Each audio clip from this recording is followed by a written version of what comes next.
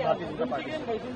मुझे लगता है मैंने पिछले 5 वर्षों से एज एनडीए के घटक करके अमित शाह जी, हमारे नरेंद्र मोदी जी, देवेंद्र फडणवीस जी, नड्डा साहब और बावनकुळे साहब, हमारे जो नेता जिनको बोला है उनके ही विचारों पे मैं पिछले 12-13 वर्षों से काम कर रही हूँ और जिनको नेता माना और उनके आगे मुझे नहीं लगता है कार्यकर्ता कोई जाता है।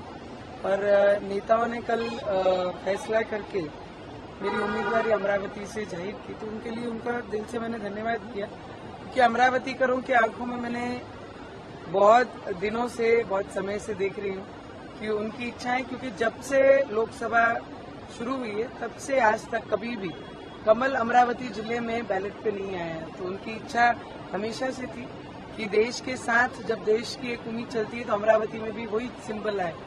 मुझे लगता है अमरावतीकरों की तरफ से मैंने मोदी जी का कल बहुत बहुत धन्यवाद किया।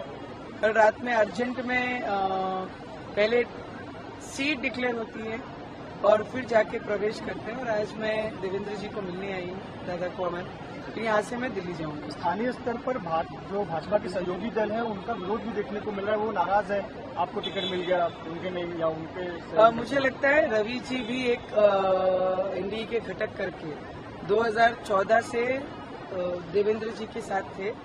ऑपोजिशन में जब आई सरकार तब भी रवि जी देवेंद्र फडणवीस जी के साथ थे।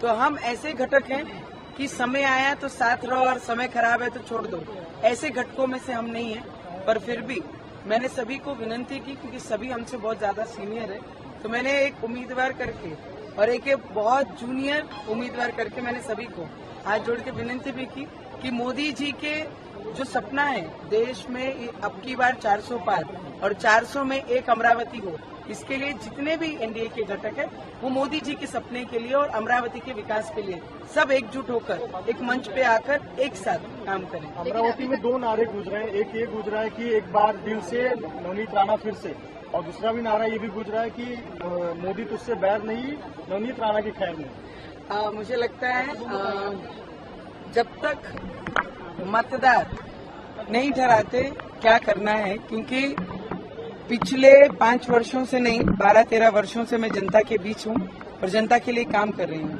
तो मुझे लगता है एक बहू के नाते भी और उस क्षेत्र में कंटिन्यू लोगों के बीच लोगों की सेवा करते हुए लोगों ने खुद मुझे आशीर्वाद दिया। जब 2019 में एक सुनामी चल रही थी उसके बीच मुझे आशीर्वाद दिया गया अमरावती में, और आज एक सिंबल के साथ अमरावती में उतरूंगी। तो मुझे लगता है ये अमरावतीकरों की ही इच्छा थी जो मेरे रूप में अमरावती में आई है।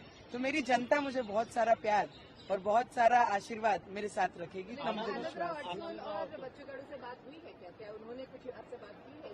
मैंने आपको सीधे स्पष्ट शब्दों में कहा है, बहुत सीनियर है मुझसे, जितने भी एनडीए के गठ और जो भी नेता हैं, कि सभी ने एक होकर मोदी जी का जो सपना है देश के विकास के लिए और अमरावती के विकास के लिए सबने एक मंच पर आकर साथ देना चाहिए और अमरावती का विकास करना चाहिए। मराठी में कोई बात नहीं हुई है क्या? उनकी जो भावना है उनसे आप जैसे सुने हैं वैसे मैं भी सुन रही हूँ मीडिया के माध्यम से, पर हमारी कोशिश जरूर रहेगी कि हम सब साथ में आकर मंच पे मोदी जी के सपने के लिए और इस बार 400 पार के लिए काम करें। तो एनडीए के उम्मीदवार की